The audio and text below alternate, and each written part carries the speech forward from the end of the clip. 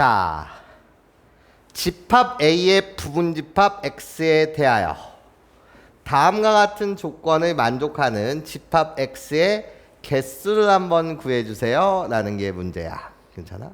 우리가 어떤 부분집합을 이야기할 때 처음 주어진 이 집합을 뭐라고? 전체 집합이라고 생각합시다. 이런 거야. 나는 A의 부분집합 X에 관해서 이야기를 하는 거지.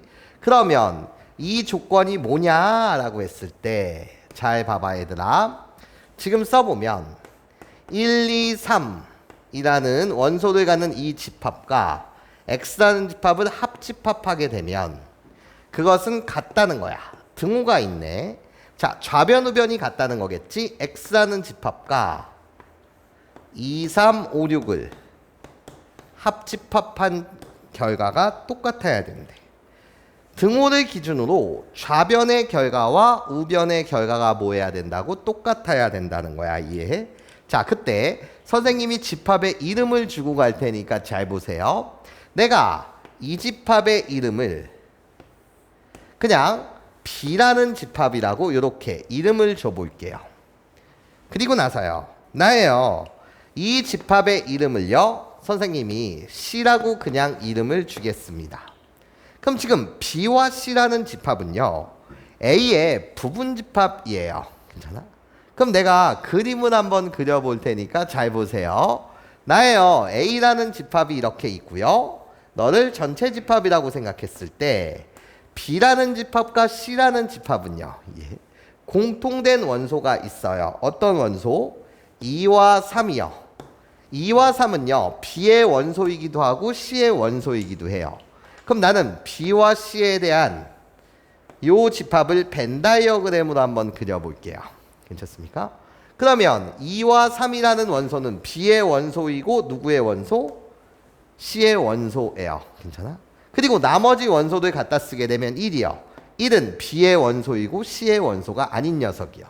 나머지 원소인 5와 6을 여기다 갖다 쓰게 되면 5와 6은요. C의 원소이고 B의 원소가 아닌 거죠. 되셨습니까? 자, 그럼 이젠 자리에 하셔야 돼요. 나예요.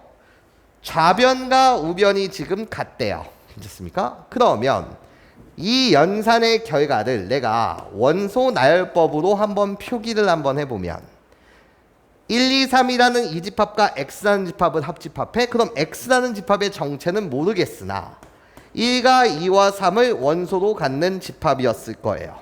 괜찮습니까? 나예요. 우변의 결과는 말이에요.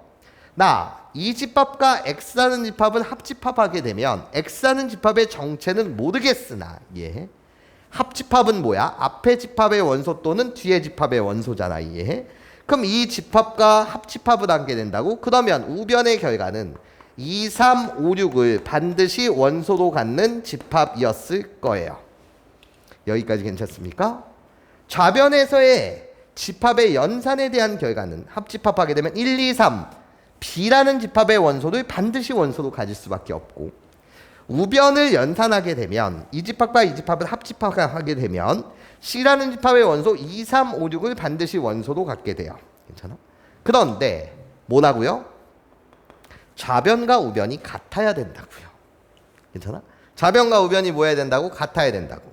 그러면 이 교집합의 원소 B의 원소이고 C의 원소인 2, 3은 여기 있어요. 좌변에도 있고 우변에도 있어요. 괜찮습니까? 맞아요. 2와 3은 B의 원소이고 C의 원소이기 때문에 괜찮아요?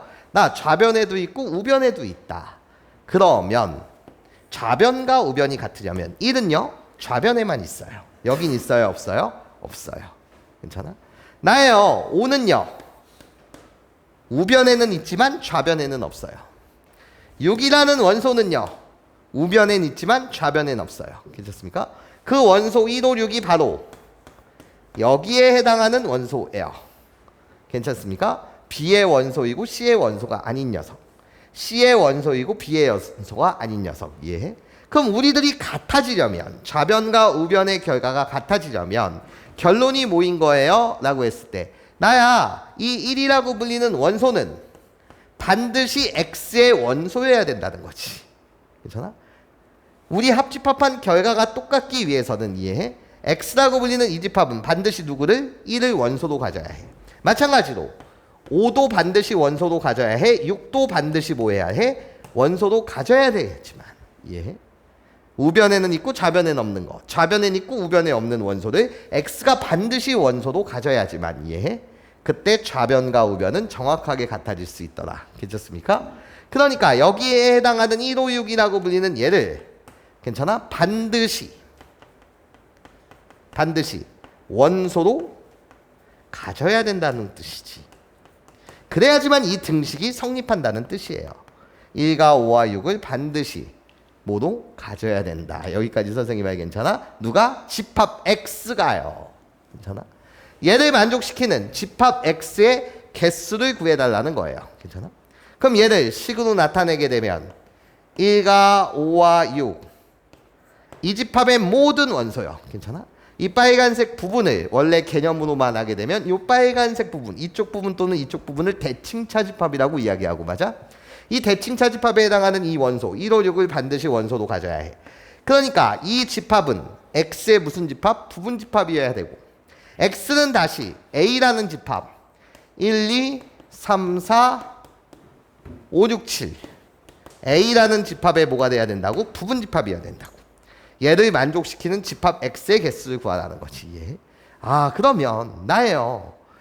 이 A의, 이게 바로 A라는 집합인데, 이 A의 부분 집합의 개수는 원래 2에 원소의 개수 몇 개 있어요? 7개. 7제곱 이건데. 예.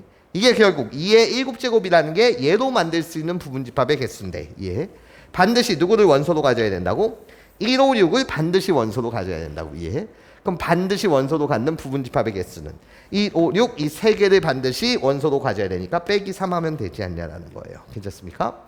그렇게 나오는 건 2의 4제곱. 그래서 x가 될 수 있는 집합의 개수는 2의 4제곱인 16가지 경우가 되겠습니다. 라는 문제였어요.